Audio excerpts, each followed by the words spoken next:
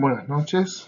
Bueno, esta es la segunda parte de la clase 8 dedicada a la sátira de Infelice Felice Vida. Estoy grabando esto después de grabada la clase, corrigiendo lo que había puesto en un inicio, porque resultó ser que he tenido que dividir en dos el análisis del texto y que este video solo se va a dedicar al proceso de amores y una tercera parte se va a dedicar a las glosas, digamos, ¿no? Así que corrijo la partitio de la clase. Acá nos dedicaremos solamente a lo que está en el centro del manuscrito, en la caja de escritura, y en un siguiente video ya terminaremos la clase con la parte dedicada a las glosas. Me disculpo por el salto abrupto que el video dará antes de la próxima placa, después seguirá normalmente.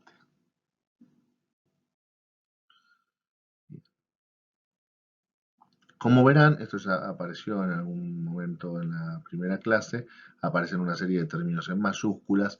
Es la forma más sencilla de remitir a las glosas, ¿sí? Eso es lo que quiere decir es que cada una de esas palabras que aparecen en mayúscula remiten a una glosa en el margen. Son glosadas, son explicadas en una glosa en el margen, ¿no?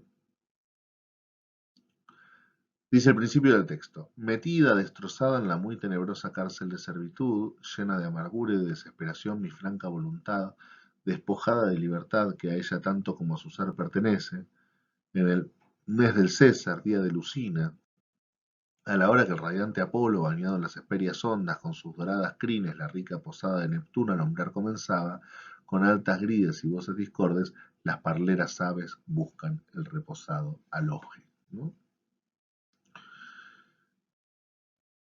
Muy interesante comienzo del texto, muy llamativo. Vamos a señalar dos cosas sobre esta primera frase, ¿no? La primera tiene que ver con retomar desde el principio el problema de la libertad, cosa que nos muestra hasta qué punto se trata de un texto en diálogo con el siervo y hasta qué punto ese problema de la libertad y de su contrario, que es la cárcel, van a ser fundantes para la satisfacción sentimental, ¿no? Es decir, después del siervo libre de amor que traía ese problema en el título, arranca diciendo en la muy tenebrosa cárcel de servitud. Es decir, la relación es nítida y clara, ¿no?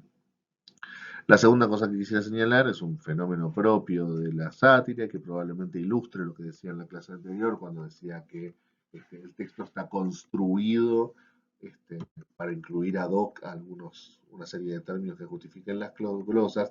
Fíjese la cantidad de términos absolutamente innecesarios, una hora, uno atrás del otro, para, este, para decir una cosa sencilla y que remiten necesariamente a las glosas, ¿no? El mes del César es julio, el día de Lucina es el lunes, Apolo es el sol, las Hesperias Ondias son el océano Atlántico, lo que se llama el mar de España, y la rica posada de Neptuno es el mar, ¿no?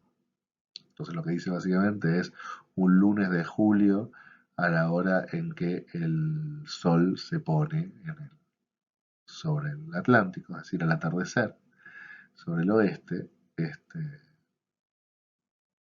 y que alumbrar empezaba ese mar, ¿no?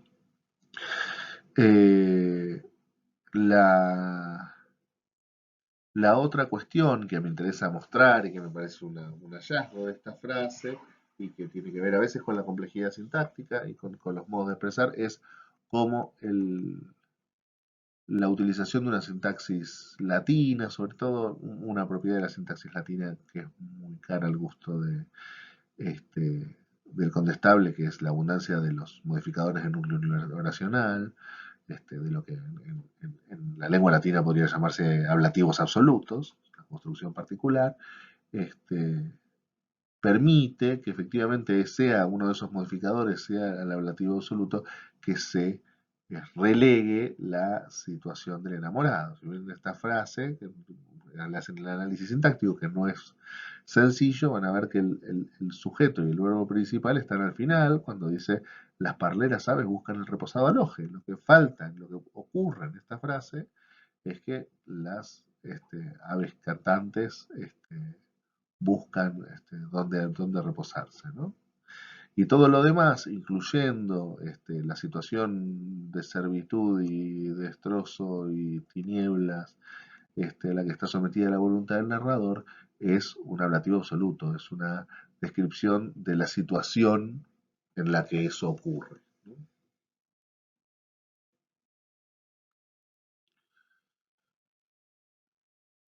Dice después, la crudeza de aquel tan lleno de infinitos males rey Busiris, ni de aquel entremezclado con la crueldad de emperador de Roma llamado Nerón, ni las del bárbaro Aníbal, que han cegado sus magníficas victorias y virtudes gloriosas, ni las de Munasio Flaco, seguidor de la secta pompeyana, todas, con piedad de mí, conocían no tener igualdad a las inusitadas que la varia fortuna en la tenebrosa rueda me hacía pasar y conocer, ¿no?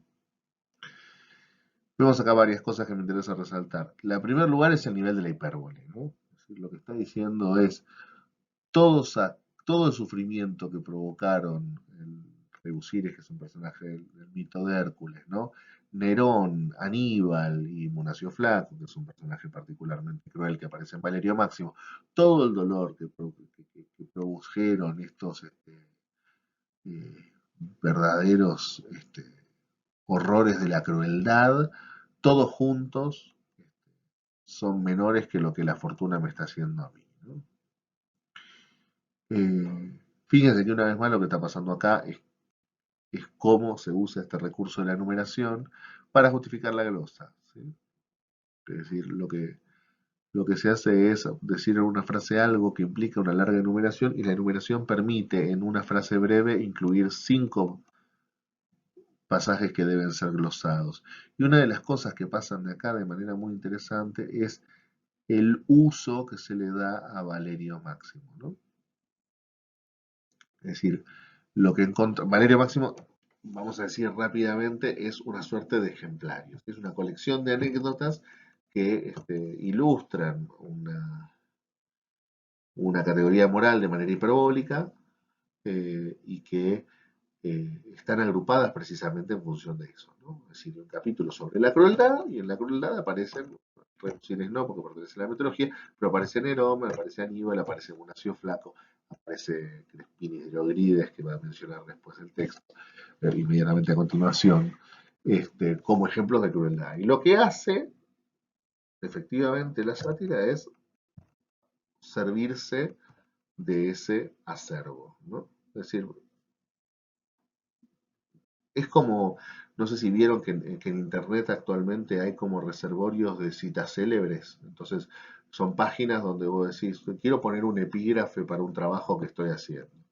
Entonces, no tengo idea de qué epígrafe poner. Entonces, entro a esta página y googleo, dame citas sobre la crueldad. Entonces te pone este, una cita de 20 autores famosos que dijeron algo sobre la crueldad, ¿no?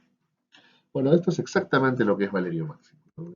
Don Pedro está escribiendo sobre la crueldad, entonces agarra a Valerio Máximo y dice, a ver, este capítulo son ejemplos de crueldad. Fulano, Mengano, Sutano, y los cita a todos y coloca sus relatos en glosa, ¿no?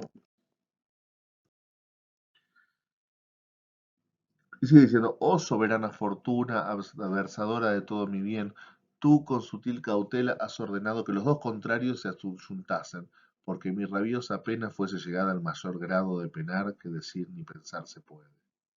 ¿Y cuáles son, o a dos se hallarán mayores contrarios que crueldad y virtud? Tú los ayuntaste en la más perfecta señora que vive. Tú hiciste que su virtud y beldad engañasen mi corazón, que de libre fuese cautivo y sujeto, y que su crueldad amenguase y destruyese en mi juvenil edad muy apresuradamente la mi vida. Lo que está haciendo don Pedro es retomar el tópico de la bella dama despiadado y señalar ese tópico quizás como el problema estructural de la ficción sentimental. ¿Sí? La ficción sentimental tiene dos bases, si se quiere, dos acuerdos generales, o tendrá, porque recordemos que esto está siendo fundado, ¿no? Pero digamos, hay cierto espíritu de amores, si se quiere, proveniente de la lírica, que está fundado sobre dos verdades, ¿no? Una de ellas, que probablemente no estuviera tan presente en la Bella Dama Despiadada, por ejemplo, es la perfección de la dama, es absolutamente, el absoluto enaltecimiento de la dama. La dama es perfecta desde todo punto de vista. ¿Sí? Es lo que proviene de la religio moris, de la idea de adorar a la dama como a una diosa. pero al mismo tiempo es una poética del sufrimiento y en tanto yo sufro implica una crueldad, es decir, aparece ahí el tópico de la bella dama despiadada. Y ahí aparece la gran paradoja, si se quiere, dos rasgos centrales del texto y de lo que será el género están en abierta contradicción. Una dama perfecta no puede ser cruel. Si es cruel, no es perfecta, ¿no? Están reunidos en la misma dama dos contrarios, los mayores contrarios, dice don Pedro. Y fíjense que lo interesante, recuerden lo que veíamos en la clase sobre el género, la teoría de Canet, muy interesante, de la idea de la descripción del proceso de enamoramiento, de que lo que preocupa a la ficción sentimental en general es la descripción de un proceso de enamoramiento. Y lo que hace en este pasaje don Pedro es efectivamente describir el proceso de enamoramiento, pero describirlo como una cosa operada, como un hecho operado por esta paradoja, operada por virtud y crueldad, ¿no? Tú hiciste que su virtud y beldad, es decir, la virtud engañó el corazón, paradoja, la virtud que engaña, que produce un mal, que del libro fuese cautivo y sujeto, es decir, es ese engaño que produce el corazón, la virtud, el que esclaviza el corazón, y que su crueldad amenguase y destruyese, bueno, me dañara. Es decir, todo el proceso de amores que es percibo la perfección de la dama, me enamoro, enajeno mi libertad, soy tratado con crueldad y sufro, podría ser como la cadena básica del proceso de enamoramiento por la ficción sentimental, todo ese proceso es un proceso operado por la trágica alianza de estas dos categorías, de estas dos propiedades de la dama, ¿no? Que son su perfección y su crueldad, su semi-perfección y su crueldad, ¿no? Fíjense, recordemos, esto ya lo mencionamos cuando hablábamos de la estructura en el video anterior, mientras en el ciervo libre de amor, la crueldad, digamos, el descubrimiento del carácter cruel de la dama era percibido, digamos, y en esa percepción se originaba el principio de la salida, el principio de la salvación, el principio de la distancia, digamos, percibir esa crueldad era empezar a tomar distancia y empezar a liberarse de la esclavitud del enamorado. Aquí la crueldad está reconocida desde el principio y la crueldad no solamente, descubrir la crueldad no solamente no libera a nadie, sino que esa crueldad está depositada como un elemento estructural. Es decir, acá reconocemos la crueldad de la dama desde el minuto uno del texto y eso no nos sirve para absolutamente nada. Bien.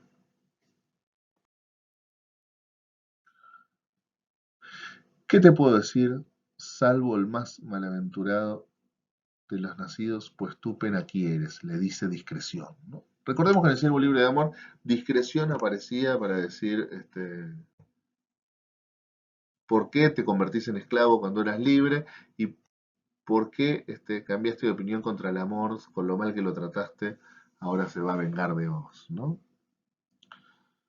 Fíjense que en el caso de discreción acá, la enajenación es absolutamente voluntaria, ¿no? Frente al problema que nosotros vimos en el Siervo Libre de Amor, donde un libre albedrío este, exteriorizado y absolutamente privado de la posibilidad de una libertad real, de una posibilidad de ejercer una voluntad real, aquí el amor es absolutamente voluntario y no solamente, y esto es lo más interesante y me parece que este es un elemento fundante del sufrimiento amoroso sentimental, no solamente el enamoramiento es un hecho voluntario, sino que el sufrimiento es un hecho voluntario. Tu pena quieres, ¿no? Es decir, el enamorado busca sufrir, desea sufrir, porque en ese sufrimiento encuentra una nobleza, porque en ese sufrimiento encuentra la realización de un sentimiento que lo ennoblece.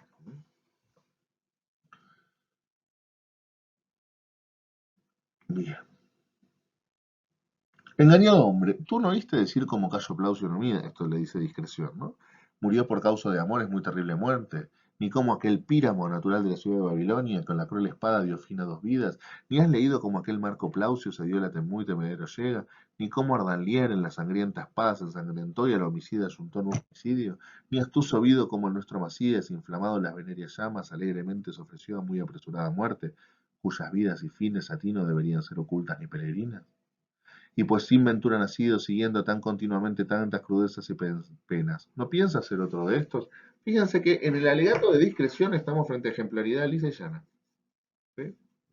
Lo que encontramos es un relato que es ejemplo de la situación del enamorado y que por ende debería conducir al enamorado a entender cuál sería la conducta moral razonable a seguir.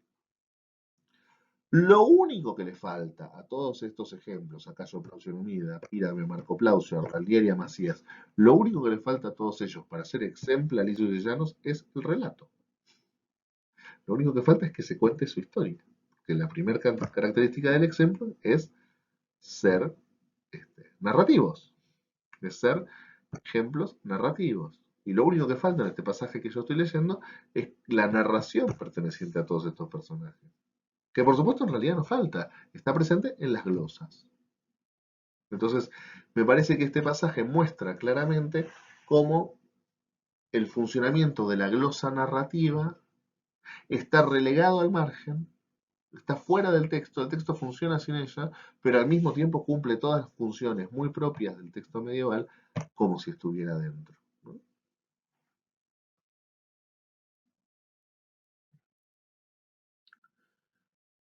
Sigue discreción. ¿No? Verdaderamente yo te veo más inhumanamente que alguno de acuestes muerte padecer y sufrir, y mucho más contra razón, porque si los otros murieron, murieron por aquellas de quienes eran amados y queridos, y tú morirás por aquellas que de tu bien una sola hora no tiene memoria. El centro del problema está en el amor no correspondido. Es interesantísimo lo que dice discreción, es interesantísimo que lo diga discreción, que esté dicho explícitamente en un texto propio del género, ¿no? Lo que está diciendo es, si vos, si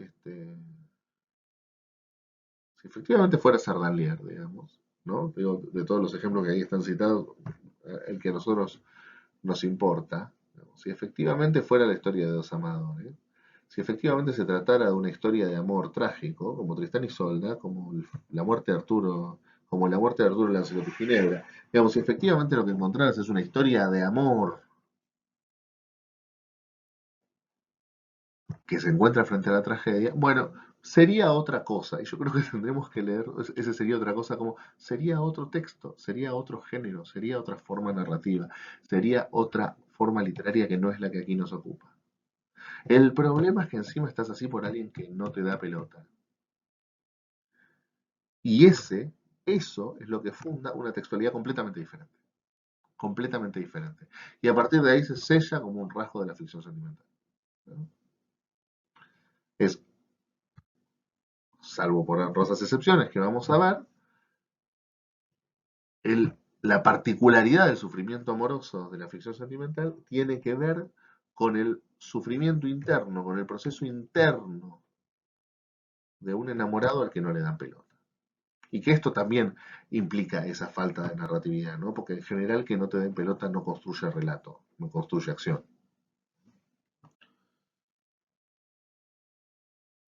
Bien. Esa contradicción con los exempla es también fundante de su forma narrativa. Es decir, efectivamente estamos frente a narración. Esto me parece que es la conciencia. Y me parece que eso también hace a la división entre texto y glosas, a la idea de que la narratividad que el texto necesita, la glosa se la aporta pero relegada al margen. Está bien, el lector necesita cuentitos, vamos a darle cuentitos. Pero que quede claro que acá, en lo que se llama Sátira de Infelices Felice Vida, que ocupa el centro de la caja de escritura, estamos hablando de otra cosa, no de cuentitos. Y esa forma narrativa está determinada por la naturaleza del relato. Por eso el relato que se cuenta en el centro y los relatos que se cuentan en los márgenes tienen muchas relaciones de analogía, muchas relaciones muy interesantes, pero no son iguales. Sigue diciendo, Gemir, suspirar y plañir le di por respuesta, porque claramente conocí que la verdad iría a mis oídos, y hacer lo que me aconsejaba así era a mi voluntad sujeto, que jamás en el curso de mi vivir no decía desamar, mas menos amar que amaba no podía. Fíjense, esto es el final del Sirvo Libre de Amor. ¿Sí? Sirvo Libre sigue Sindéresis le dice, bueno, mira, acá tenés todos estos problemas, el siervo libre, el narrador del Siervo Libre, Juan Rodríguez, cuenta su historia, suponemos que ese contar esa historia lleva a la redención, y hay en ese diálogo una redención. Y acá ese diálogo se produce de manera perfecta. Viene la descripción, amonesta al enamorado, el enamorado escucha y acepta que tiene razón y conoce la verdad. Y eso no sirve para nada, para absolutamente nada. El elemento con el Siervo Libre de Amor funcionaba como un elemento de recuperación, de conversión, en la sátira es absolutamente inútil. Y dice explícitamente, no puedo no amar, ni siquiera puedo amar menos de lo que amo. Todo bien, tenés toda la razón, yo sé que tenés razón, no tengo nada que discutir, pero no puedo. Y ese no puedo anula toda la operación que es propia de discreción. Por eso, cuando aparezcan las virtudes a continuación, y lo vamos a charlar, la intención no va a ser curar al enamorado, que ya dan por perdido, sino que la intención es defender a la dama. Pero lo que nos encontramos en la sátira es un texto en donde no hay conocimiento, ni reconocimiento, ni doctrina que cure. Acá la verdad ya está sellada. Me digas lo que me digas y aunque entienda, porque no es como el narrador del Ciervo que no puede entender, que tiene un entendimiento que no puede pensar en términos de virtud. Recuerdan ese entendimiento que solo podía hablar de mitos paganos. No es que tenga un entendimiento que no puede encontrar la verdad que la redime. No, no, el entendimiento encuentra la verdad en el minuto uno, al principio de la narración. Pero la verdad no sirve para nada. Porque la única realidad es que no se puede no amar. La tercera vía, la de no amar, no existe.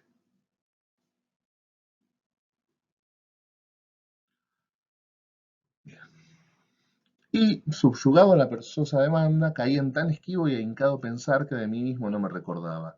El manso portante a suya voluntad hacia la vía, así caminaba, semblando a aquellos que pasando los Alpes, el terrible frío de la nieve y agudo viento, dan fin a sus dolorosas vidas. Y así, pegados en las sillas, helados del frior, siguen su viaje hasta que de aquellas, no con querer o desquerer suyo, son apartados y dados a la fría tierra.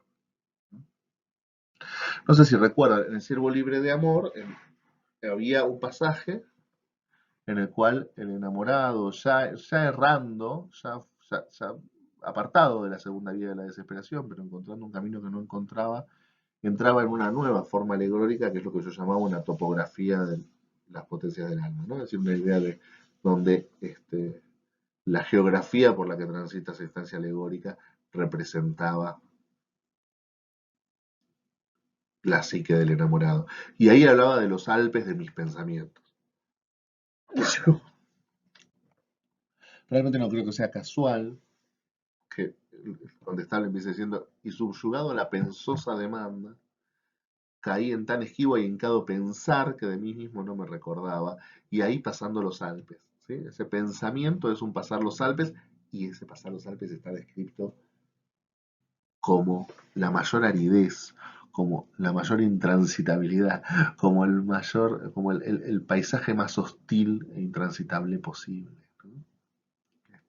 Me cuesta no leer estos Alpes del pensamiento en relación con los Alpes del pensamiento del Siervo Libre de Amor y no entenderlos justamente como una parodia, no entenderlos como, una vez más, una expresión de que aquello que el Siervo Libre describe, a veces de manera ingenua o benévola, aquí se transforma en una hipérbole del terror. ¿No?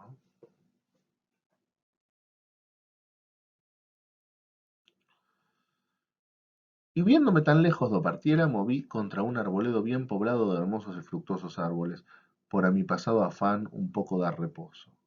Y llegando al solitario monte descendí y descendido, acostéme en las verdes hierbas y las que tenía no padecían el verde color.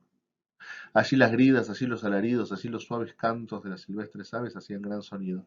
Allí conocí que alguna cosa no cubría el estrellado cielo abundada de tanta mala dicha como yo, pues todas en gozo, placer y deportes pasaban sus vidas. ¿No?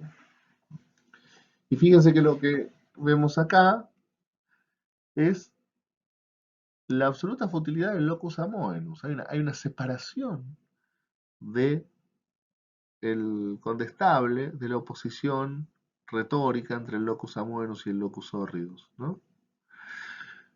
Entonces, ¿se acuerdan que el siervo libre de amor se pasaba efectivamente por un locus horridus, por un espacio espantosamente árido, por un espacio donde todo era horrible, donde nadie daba respuesta? Y lo que dice don Pedro es otra cosa. Lo que dice don Pedro es: estoy pasando por un claro locus amoris, estoy pasando por un lugar bello y apacible y verde, y lo único que eso me sugiere, lo único que eso me dice es cuán mal estoy yo, cuán diferente es mi realidad psíquica a la de esto, ¿no? Y entonces hay una cierta autonomía del tópico literario.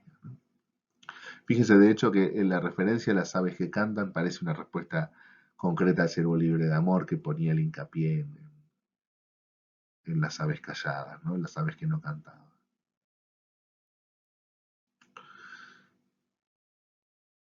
Es este lugar, este locus amoenus, el lugar al que llegan las virtudes, ¿no? Algo similar pasaba en el ciervo libre, que llegaba a la orilla del mar y ahí aparecían las 7 virtudes, ¿no? Y acá el narrador llega a este paisaje, y será en este paisaje donde voy a llegar a las 7 virtudes, y sin embargo ni el paisaje ni ninguna de ellas va a lograr transformar nada, ¿no? Ahí está la aparición de las virtudes. Sentí venir en verso de mi gran compañía, y volviendo esa parte de los ojos, vi que de damas eran, las cuales de honestidad y divina hermosura bien mostraba ser guarnidas, y vi que 7 de aquellas se adelantaban, dejando las otras un poco apartadas. Me parece que esta escena de la aparición de las 7 virtudes es muy similar, ¿no? Tiene muchas cosas en común, ese acercamiento, ese destacar de las 7, tiene mucho en común con la presentación que hace el siervo. Y ahí empieza la psicomagia, ¿no? Ahí empieza el combate con las virtudes, ahí empieza la polémica que vamos a repasar más brevemente. Lo primero que vamos a ver es que se trata claramente de un recurso de narrativización. ¿Se acuerdan que nosotros habíamos visto que la dimensión alegórica y la dimensión psicomágica en particular eran justamente la forma de desplegar en el espacio, de dar un andar, de dar una temporalidad, de dar una presencia y una forma de descripción a la estasis de la realidad psíquica del enamorado, ¿no? Pero lo que ocurre acá es que hay una absoluta pérdida del valor moral de la alegoría. La psicomaquia evidentemente forma parte siempre de un relato moral, siempre está justamente, pone en escena las virtudes para dar cuenta de un problema de orden moral, pero aquí no, las virtudes no aparecen para representarse a sí mismas, para abogar por sí mismas, sino que aparecen para mostrar otra cosa. Y la prueba está en el hecho, en uno de los elementos más llamativos, probablemente más revolucionarios y más interesantes que tenga la sátira. Ese elemento yo recuerdo la primera vez que leí como diciendo: yo estoy entendiendo mal, esto no puede ser. Es que las 7 virtudes, la mayor alegoría posible del bien, este, según la doctrina cristiana, las 7 virtudes se retiran en derrota, se retiran derrotadas. El enamorado, que jamás renuncia a sus amores, logra vencer a unas virtudes que se retiran derrotadas, ¿no? Fíjese que acá se repite una cosa que señalaba como una propiedad muchas veces de la ficción sentimental, que no es el angelito y el diablito, no es este, una polémica entre las potencias de, de la voluntad igualmente identificadas con el enamorado. No son dos partes del enamorado que discuten entre sí de igual a igual, sino que lo que encontramos son algunas virtudes completamente alienadas, puestas afuera, y el narrador discutiendo en primera persona, ¿no? Algo que pasaba en el Siervo Libre en el debate con discreción, pero no en el debate de entendimiento, libre albedrío y corazón, ¿no? ¿Qué va a tener? ¿Cuál va a ser la dinámica del debate? Bueno, va a arrancar Prudencia, haciendo un extensísimo, se lleva la mayor parte del texto, de hecho, una extensísima alabanza de la dama, de todas sus virtudes. Después el enamorado va a responder que todo muy lindo, pero que la dama es cruel, y que por lo tanto no puede ser tan perfecta. Ahí va a responder Piedad y va a dar las tres razones por las cuales la dama no tiene la culpa de su sufrimiento. El narrador va a responder por qué esas tres razones son falsas y sí es responsable, y frente a esa respuesta las virtudes se retiran derrotadas, ¿no? En esa primera parte, en Prudencia haciéndose cargo de la alabanza de la dama, interesa resaltar algunas cuestiones, porque lo que está ocurriendo ahí es que es Prudencia, es una virtud moral bastante opuesta al amor, la que se hace cargo de un discurso amoroso que normalmente está en boca del enamorado, digamos, y que normalmente es la responsabilidad del enamorado. Hacer las loas, hacer el encomio de la dama, resaltar sus virtudes, es algo que no debe hacer Prudencia, y muchísimo menos Prudencia en oposición al enamorado, sino que debe ser el enamorado. Entonces hay una proyección de este, la loa amorosa, hay una proyección del discurso del enamorado sobre el de las virtudes, que es interesante porque una de las cosas que hace es potenciar su valor, ¿no? Es decir, escribir un texto en que no lo digo yo porque me conviene y porque estoy enamorado, sino que la misma Prudencia hace la loa de la dama, ¿no? Y una de las cosas que llama la atención en este sentido es que la Prudencia se hace cargo de toda la loa de la dama, incluidos en los aspectos que uno asociaría a la dimensión erótica, como son la gracia de los gestos o directamente la belleza física, ¿no? ¿Por qué Prudencia se sienta a defender la belleza de la dama, este, de Don Pedro? Es difícil de entender, pero lo que pasa es que Prudencia se está haciendo cargo de un discurso que es el discurso propio del enamorado, no de las virtudes, ¿no?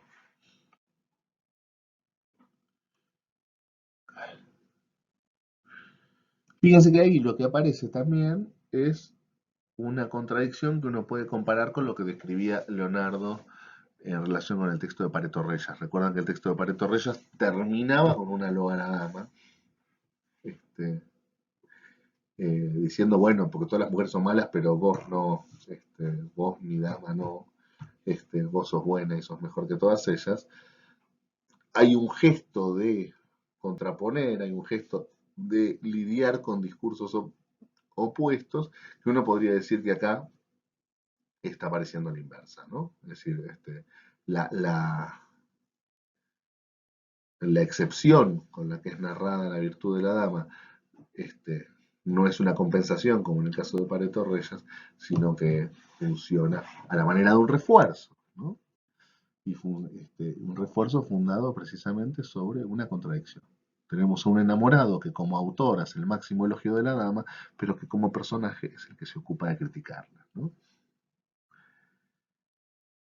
Esto, entre otras cosas, recordémoslo, es en parte una invitación a no creer linealmente lo que el narrador declara, ¿no? Y es probablemente una invitación a leer este texto precisamente como un cruce de voces que invita a preguntarnos acerca de cuál es la resultante, ¿no?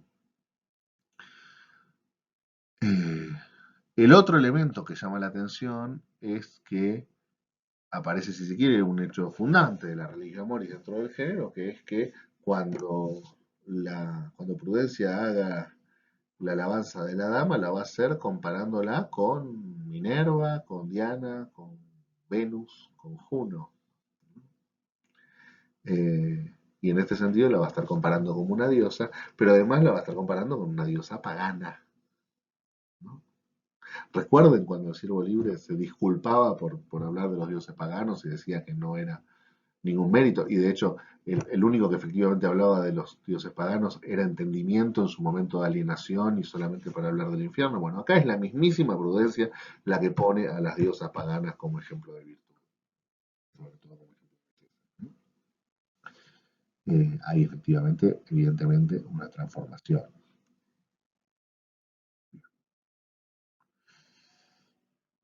Vos no creéis ni penséis que tan altivo pensar yo tuviese, ni Dios no consienta que tal jamás pensase, pues el merecimiento no tuve ni tengo, que tan caro y tan difícil a mí era, y es su solo amor cobrar, que desesperado de lo ganar nunca lo deseé. Mas solamente movida a clemencia, deseaba que de mi mal se doliese y que mi desigualada pesar sintiese.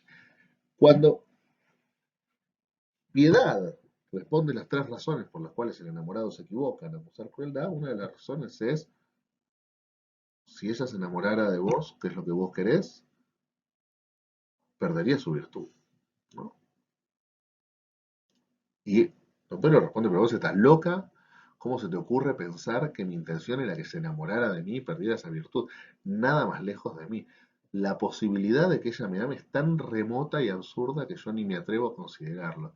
Lo único que yo estaba pidiendo era que se apiadara de mí. Fíjense que ahí aparece una contradicción que no aparecía en el Siervo Libre. En el Siervo Libre, de hecho, la dama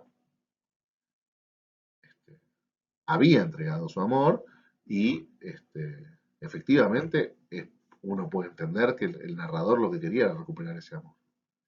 Este eufemismo tan propio de la ficción sentimental aparece acá fundado por Don Pedro, ¿no? Es decir, no, acá no hay ninguna oposición con la virtud, porque yo no estoy queriendo corromper a nadie, porque yo no quiero que me ame, quiero que se apiade de mí. ¿Y qué significa apiadarse de mí? Es un misterio. ¿Qué es lo que hace una mujer cuando se apiada de alguien? Es un misterio. Y es un misterio que será más conflictivo en la medida que avance el género. Pero fíjense, este gesto es interesante porque además es un gesto vacío, ¿no? Y es un gesto absolutamente fundante para el género, ¿no? Yo no quiero que me ame, yo no pido que me ame, yo no pido nada de comprometer, yo solo me pido que no sea cruel, que haga uso de virtud y se apiade de mí. Y ese apiadarse de mí funciona en algún medido como un cuadro vacío, como un significante vacío, como una forma eufemística de decir algo que falta y que no podemos decir. De hecho, como lo que funciona es como la percepción estructural del enamorado de la falta. El enamorado sentimental, es un sujeto al que le falta algo, es un sujeto anhelante, es un sujeto, digo anhelante más que deseante, porque no es solamente el lugar de goce del deseo, es un sujeto cubierto, digamos, dotado, cubierto, capturado por una angustia que tiene la forma de un anhelo de algo que le falta. Y ese algo que le falta no sabe qué es, no sé lo que quiero, pero lo quiero ya, y la única forma que logra darle aceptable para el código en el que vive es el de pedir piedad, donde nosotros no sabemos qué es lo que está pidiendo y lo más probable es que el enamorado tampoco lo sepa, ¿no? Sino que solamente la necesidad de pedir algo, de dar cuenta de esa falta, de dar cuenta de la angustia de ese anhelo. Acabado y dado fin a lo por mí replicado, aquellas que le causaron en súbito curso desaparecieron. Así que claramente conocí que vencidas de mí se partieron. Yo ya dije esto y no quiero hacer demasiado hincapié, pero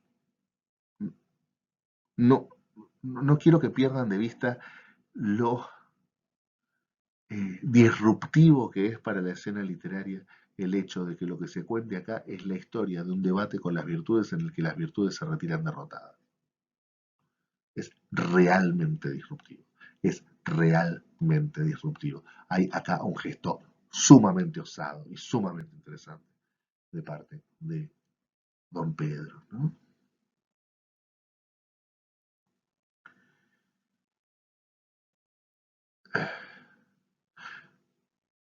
Y aunque vencedor me viese, por haber vencido quedé más triste, con muchos y más varios pensamientos que si vencido me viera, que veía gran culpa poseer aquella cuya culpa a mí era pena mayor que mis innumerables penas, cuya culpa por excusar mi muerte en tal caso no querría.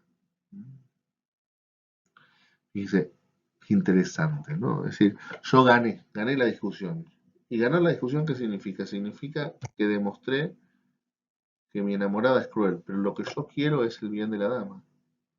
O sea que lo que hice fue descubrir que ella es imperfecta y es lo último que yo quería descubrir en el universo, ¿no? Así que esto lo único que hace es acrecentar mi sufrimiento. Haber ganado esta batalla lo único que hace es acrecentar mi sufrimiento.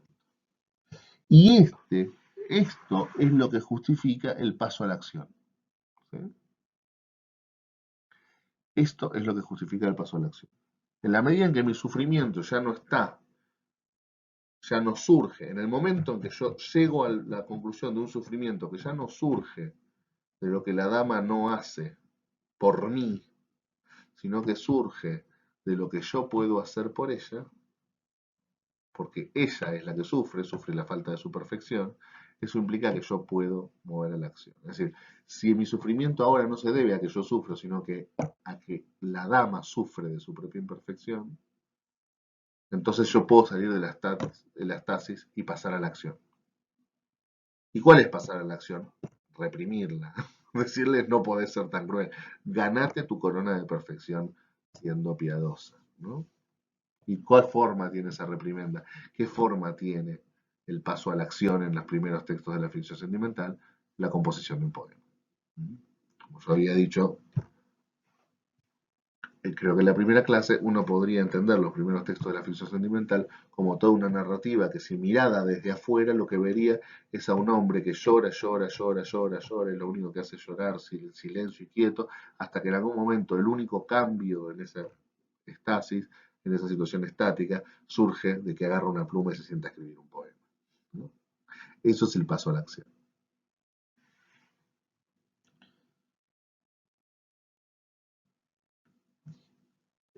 Quisiera además, perdón, destacar que efectivamente hay una,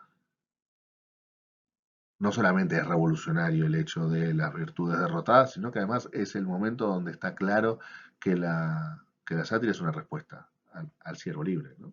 Eh, la aparición de las siete virtudes, que es lo que convierte al narrador en el siervo libre de amor, lo que hace es terminar convirtiendo las virtudes en la sátira. Digamos.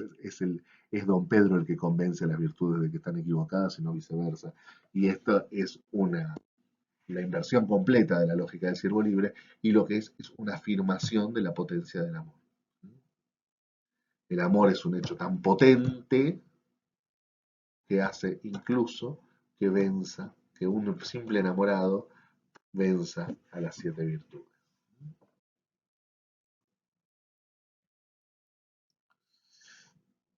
Y ahora vamos a los poemas que vamos a analizar muy brevemente, pero les dejo ahí el esquema métrico porque son poemas interesantes de analizar desde la sonoridad.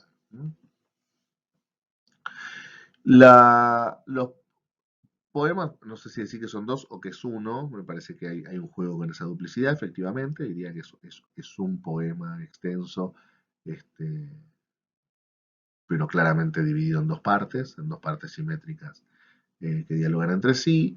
Eh, justamente es un esquema duplicado de 12 coplas, ¿sí? Está compuesto por 24 coplas, pero que en realidad es un esquema de 12 que se repite dos veces, ¿no? Ese esquema de 12 coplas está formado en primer lugar por 10 coplas de arte menor, es decir, de unos octosílabos de pie quebrado. Esas son novenas, digamos, estamos hablando de estrofas que son novenas, que tienen 9 versos y que están formados por una redondilla de rima consonante cruzada y una quintilla de rima consonante abrazada, cuyo primer verso, que es el quinto de la copla, es un pie quebrado, ¿no? Que comparte la rima con el verso siguiente. Esa es la estructura, es una estructura bueno, muy firme, métrica, es muy sonora, es muy rítmica, en general el pie quebrado es una cosa, el octosílabo es un verso ágil, es un verso dinámico, es un verso que da velocidad, que da ritmo, que da movimiento, y el pie quebrado siempre es un elemento que duplica esa capacidad de ritmo, ¿no? Que genera un cambio de ritmo que hace mucho más vertiginosa el decurso del verso. Las dos coplas restantes de ese esquema son dos coplas de arte mayor y cuya construcción métrica es particular. Ahí tienen el esquema de rima, pero lo interesante es cómo se compone el metro y me parece que es una cosa en la que vale la pena detenerse un rato porque que ayuda a entrenar el oído, ¿no? ¿No? Se llaman, esas dos coplas son octavas, o sea, estrofas de 8 versos, de versos dodecasílabos, divididos por cesuras. ¿Eh? Es decir, estamos hablando de dodecasílabos de 12 mistiquios iguales, de 12 mistiquios cada uno de 6 sílabas. Tiene rima consonante abrazada y los versos, la rima en los versos externos de ambas cuartetas coinciden, ¿no? Eso, el esquema de rima lo tienen ahí a la izquierda. Pero lo que me interesa es que en realidad cuando digo que son dodecasílabos o hemistiquios hexasilábicos, estoy diciendo una falsidad porque lo que encontramos es que la métrica de estas dos coplas de arte mayor con las que termina cada esquema en realidad no es una métrica silábica, es una métrica acentual, ¿sí? Es una lógica de pie. ¿Y qué es lo que vamos a ver? Es que cada uno de esos hemistiquios está conformado en todos los casos por cuatro sílabas, digamos, de las cuales la primera y la cuarta están acentuadas, y que pueden o no tener una sílaba átona antes o después. En realidad, esto lo que se traduce es como lo que se conoce como una rítmica trocaica. Es decir, en métrica, lo importante, digamos, lo que define el verso, lo que le da identidad al verso, es lo que se llama el periodo rítmico. El periodo rítmico es lo que va desde la primera sílaba acentuada hasta la última sílaba anterior al último acento. ¿Sí? Eso es lo que se conoce como el periodo rítmico y es lo que le da identidad al verso. Cuando ustedes en música popular contemporánea, en letras de rock, ven que de golpe en un verso alguien hace un verso mucho más largo y se apura, ¿no? Y en vez de hacer el ritmo normal, habla así todo rápido, qué sé yo, para meter algo en un verso, en realidad lo que van a ver es que hacen un discursito, por más largo que sea, es un discursito siempre sin acento, siempre narrado sin acento, que se pone antes del primer acento y que por lo tanto no altera el periodo rítmico. Uno puede permitirse esa licencia de incorporar un montón de cosas a un verso largo porque en realidad no está afectando el periodo rítmico porque todo eso se agrega antes del primer acento. Y después del primer acento siempre igual. ¿Qué es lo que aparece entonces como periodo rítmico de estos hemistiquios de las coplas de arte mayor? Perdón, yo dije trocaica y quise decir dactílica, perdón, es una lógica, me equivoqué del tipo de pie. ¿Sí? Es una métrica dactílica, ¿no? Y lo que aparece como periodo rítmico es un dáctilo, ¿sí? Entonces, el dáctilo es eh, la forma de pie que tiene una sílaba acentuada y dos sílabas áptenas. Ta, ta, ta, ¿no? Ta, ta, ta, ta, ta, ta, ta, ta, ta. Eso es un ritmo dactílico. ¿Sí? Y lo que me interesa resaltar en este sentido es que el ritmo dactílico es exactamente, en términos de movimiento emocional de poema, exactamente lo contrario del octosílabo de pie quebrado. ¿No? Es decir, si el octosílabo de pie quebrado es la métrica usada para dar ritmo, para dar dinámica, para acelerar, para generar vértigo, para generar tensión, el dáctilo es el típico pie que se usa para parar la pelota, para generar un ritmo más pausado, más calmo, es en general el dáctilo, el pie que se usa para hablar de las cosas importantes, de las cosas trágicas, de las cosas sublimes. Si el octosílabo de pie quebrado es ta ta ta ta ta ta ta ta ta ta ta ta ta ta ta ta ta ta, el dáctilo tiene esa forma más grave, más del to to to to to to to to to to. Y sobre este contraste está construido este esquema de 12 coplas, sobre este contraste métrico. Perdón por detenerme tanto en estas cuestiones, pero me parece realmente un muy lindo lugar para ver cómo toda esta forma de contar sílabas y de pensar pie, de pensar acentos, hacia el sentido, hacia la forma de construir sentido, ¿no? Y lo que vamos a encontrar es que efectivamente son de naturaleza distinta y exigen ritmos distintos las dos partes del esquema, porque mientras los octosílabos se dedican a la reprensión de la dama y a decirle y acusarla de cruel y a decirle que sea parte de la crueldad, los versos de arte, las coplas de arte mayor están destinadas a una reflexión más grave, más importante, más trascendente acerca de la naturaleza abstracta de la piedad, el primero de ellos, perdón, en el primer esquema, y de la virtud en el segundo esquema, ¿no?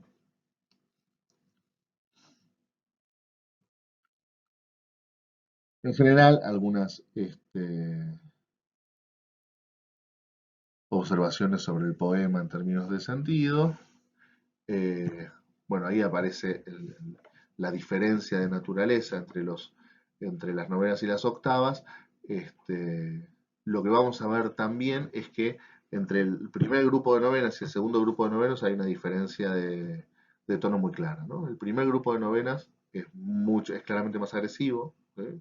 La relación con la dama y la forma de apelar a la dama es claramente más agresiva, mientras la forma de la segunda parte es más didáctica, más pausada, y que en algún momento la mira, contrariamente a lo que hace el primer lado, mira a la dama en buena medida desde un lugar de superioridad, cosa que nos haría pensar que quizás podemos encontrarnos frente a una situación más similar a la que encontrábamos en el Ciervo Libre, donde recuerdan que en el fleje entre los dos poemas finales era que se encontraba el cambio de actitud del narrador, ¿no?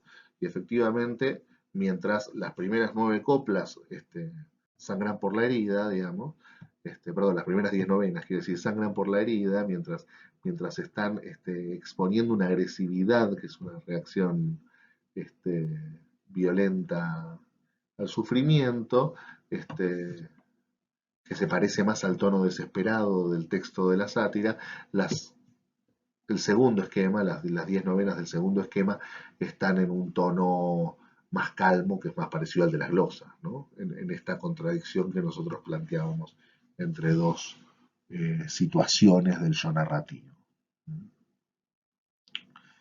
Eh, en este sentido, tenemos acá la presencia en ambos esquemas, pero sobre todo en el segundo, de un narrador más compuesto, de un narrador capaz de dirigirse a la dama, de amonestarla, de decirle qué hacer y que no está tan descarnadamente presa de la desesperación como veíamos en el resto del texto y que en algún sentido entonces los versos estos también entran en contradicción con el texto en prosa que expone en general una realidad más cruel, ¿no? Esto probablemente eh, tenga que ver con lo que exponíamos ya en la clase general sobre la principal diferencia que existe entre los versos inscritos en la ficción sentimental y la prosa que constituye la ficción sentimental, y tiene que ver con el carácter público, ¿sí? La ilusión, la ficción sobre la que se construyen estos textos, la ilusión narrativa, es que la prosa describe un proceso interno, íntimo, psíquico, no público, mientras los versos están escritos en segunda persona, están dirigidos a alguien, pero además pertenecen a la esfera pública. Y esto justifica un cambio de tono, ¿no? En cualquier caso, recordemos que de los versos sale directamente al suicidio el narrador, ¿sí? Así que cualquier ilusión de que efectivamente nos encontramos frente a un Don Pedro recompuesto de sus amores queda absolutamente desterrada por el pasaje final que veremos ahora en breve, ¿no?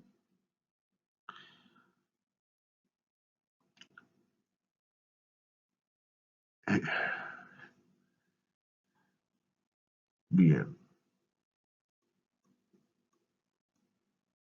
Otro elemento que es particularmente llamativo de este poema de 24 coplas es lo absolutamente vacío de contenido. O sea, se trata de poemas que repiten una y otra vez de diferentes formas una sola idea que tampoco es muy compleja ni muy interesante, y que además queda ya expuesta por el texto principal, ¿no?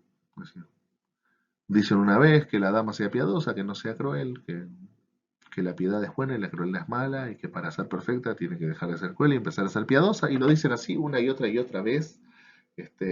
Si la poesía se caracteriza por la densidad del significante, por la capacidad de decir muchas cosas en pocas palabras, los poemas de la sátira son el claro contraejemplo de esa ley, digamos, ¿no? Y uno puede entenderlo eso de maneras diferentes.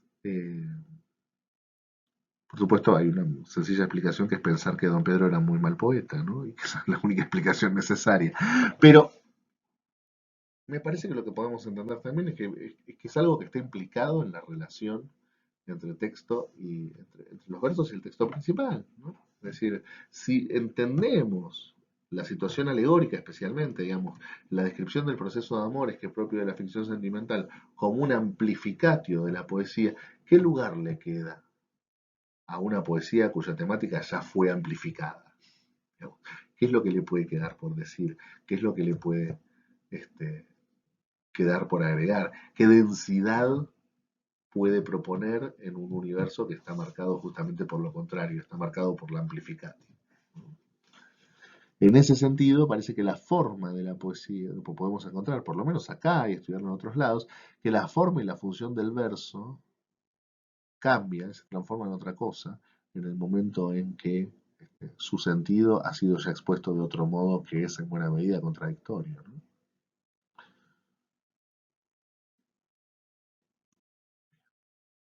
Y acá está el final. Y yo, sin ventura pareciente, la desnuda y bicortante espada en la mi diestra miraba, titubeando con dudoso pensamiento y de mudada cara, si era mejor prestamente morir o esperar la dudosa respuesta me dar consuelo. La discreción favorece y suplica la espera, la congojosa voluntad la triste muerte reclama, el seso manda esperar la respuesta, el aquejado corazón, gritando, acusa la postrimería, ¿no? Fíjense que el final está abierto, lo que está diciendo es que el enamorado se recuesta sobre la espada a punto de arrojarse de ella y morir. Recordemos que es la forma en que muere Ardalier, no es menor, ¿no? Poniendo el pomo en tierra y dejándose caer sobre el filo de la espada. Y lo que dice es, ¿qué hago? ¿Termino ahora con este sufrimiento o sigo esperando a ver si pasa algo? Y en esa duda termina la sátira de Infelice Felice Vida, ¿no?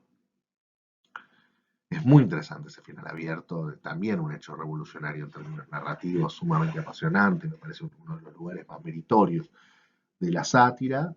Eh, Me parece que es un elemento que nosotros podemos pensar como una de las tantas herencias que la ficción sentimental toma de la lírica, ¿no? Es decir, la lírica expone la situación de un enamorado que en cualquier caso no está resuelta, ¿no? En cualquier caso está esperando la respuesta del mundo.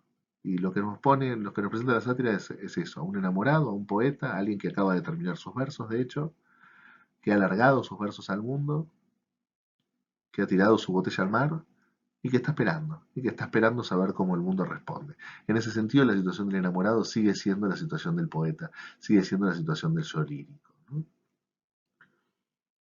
Me parece, por otro lado, que también acá podemos ver una respuesta hacia un libro de amor, ¿no?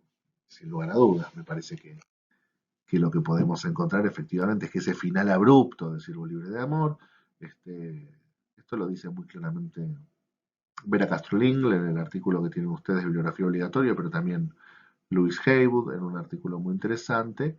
Este, la sátira, el texto que leyó Don Pedro de Sirvo Libre de Amor es el mismo que nosotros conservamos, tiene el mismo final abrupto y, y Don Pedro no, en ningún momento creyó que se había encontrado con un texto que había perdido folios finales, ¿no? Sino que efectivamente lo que ve es un texto que termina de esa manera, que termina dejando algo abierto y él decide a su vez hacer lo mismo, dejar algo abierto, pero en un sentido completamente opuesto, ¿no? Bien, es el momento de empezar a ver las glosas, pero viendo la duración que tiene ya este segundo video, me parece prudente interrumpir acá y dar lugar a un tercer video, una tercera parte de la clase 8 dedicada a las glosas. Así por lo menos hacemos tirones un poco más breves. Hasta luego.